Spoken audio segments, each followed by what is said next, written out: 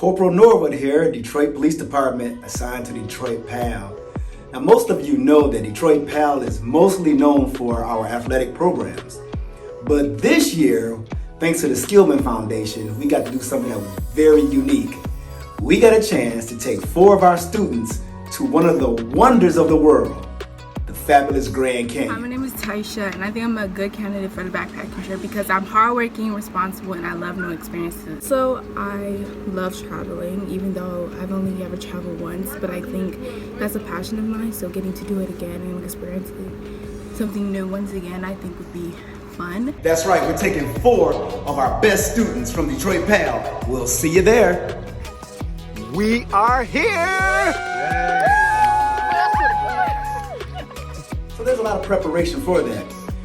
From getting the supplies, so all the food that we're going to eat, our housing, the tents, the water filters, everything that we need. We went downtown to the riverfront, and for those who are familiar, we went to Hart Plaza, where we ran up and down the stairs. We walked up and down the stairs with our backpacks.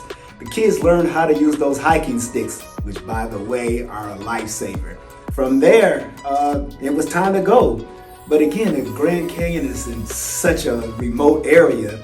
The closest airport that we found was actually Las Vegas.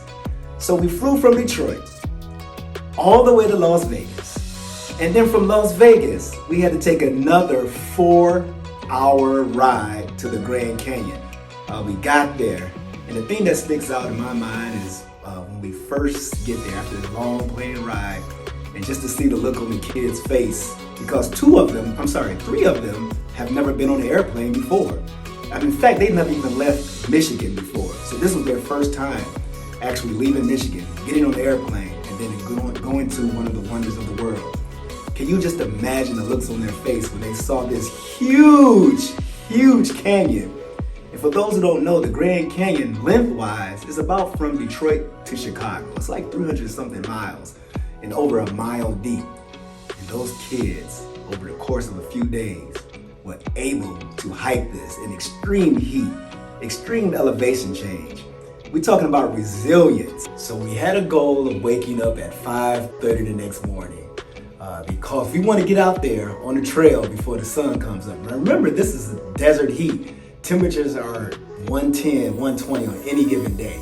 So we want to start our hike before the sun comes up. So the kids set a goal, like I said, at 5:30 a.m. They showed great teamwork, getting the tents together, packing up everything, because we slept in a tent in the Grand Canyon National Park before we began the hike, and we began our 7-hour hike down the Grand Canyon Kaibab Trail, the South Kaibab Trail. And this elevation change it's got to be elevation change of about 4,000 to 5,000 feet over 7 miles. So just imagine the kids walking down a set of stairs constantly for 7 hours. Now, of course, we took breaks. Gotta take breaks because it's not about being in the sprint. It's about a marathon. So we had to take our time and hike smart. And we finally get down there later in the day. At this point, it is blazing hot, but we're at the end of our hike. And we set up camp there. Kids are exhausted. When one was thirsty, the other one would hand the other one water. They really encouraged each other. And it's highly recommended by the park ranger, who we saw along the way, to go ahead and get in the creek. And it was very, very refreshing for the kids. They got in. The coolness of the creek helped soothe those sore muscles. And while we're at the creek, it was also time to start thinking about dinner. Remember, everything is going back to back to back. It's not a lot of time just to relax in that way. So the educational part of the trip, they learned how to filter water right out of the creek. The kids really took on to that. They learned, they helped each other. While one was using the filter pump, the other one was holding it. And we were using that water for our dinner later on the night that the kids helped prepare. We finally go on and hike out.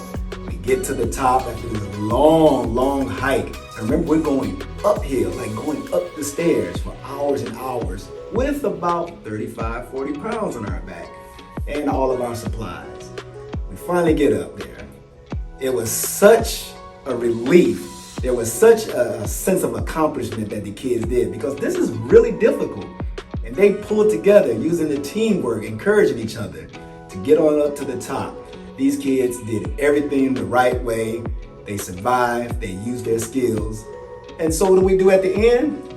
Our celebration, our relaxation. We drove back another 4 hours to Las Vegas, where the kids were actually part of a Las Vegas magic show.